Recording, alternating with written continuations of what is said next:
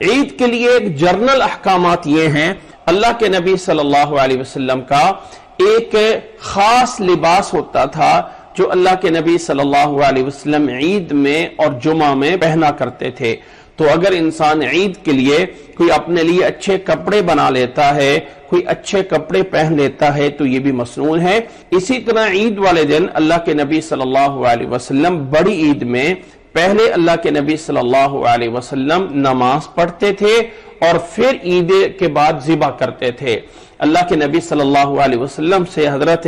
برار بن عازب رضی اللہ تعالیٰ عنہ روایت کرتے ہیں کہ ان اول ما نبدأ فی یومنا ھذا ان نصلی ثم نرجع فننحر۔ اللہ کے نبی صلی اللہ علیہ وسلم عید والے دن پہلے نماز پڑھتے اور پھر اس کے بعد قربانی کرتے تھے۔ اللہ کے نبی صلی اللہ علیہ وسلم چھوٹی عید والے دن چھوٹی عید کو عید کی نماز میں جانے کے لیے کچھ کھجوریں کھا کے جاتے تھے، کوئی چیز کھا کے جاتے تھے، اور بڑی عید کو اللہ کے نبی صلی اللہ علیہ وسلم کچھ نہیں کھاتے تھے، یہاں تک کہ عید کی نماز پڑھ کے آ کے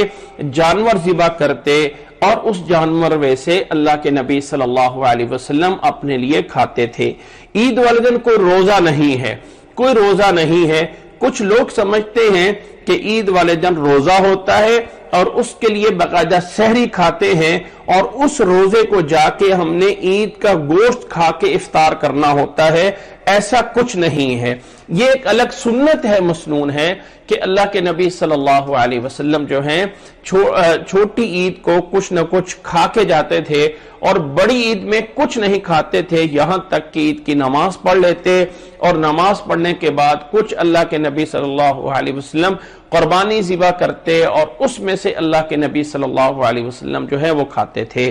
تو یہ روزہ نہیں ہے۔ اگر انسان کو ضرورت پڑ جائے، بھوک لگی ہو، تو وہ عید سے پہلے کچھ کھا سکتا ہے، یعنی ایسا نہیں ہے کہ یہ نبی صلی اللہ علیہ وسلم کی طرف سے لازم کیا گیا ہے، یہ آرڈر دیا گیا ہے، ایسا نہیں ہے۔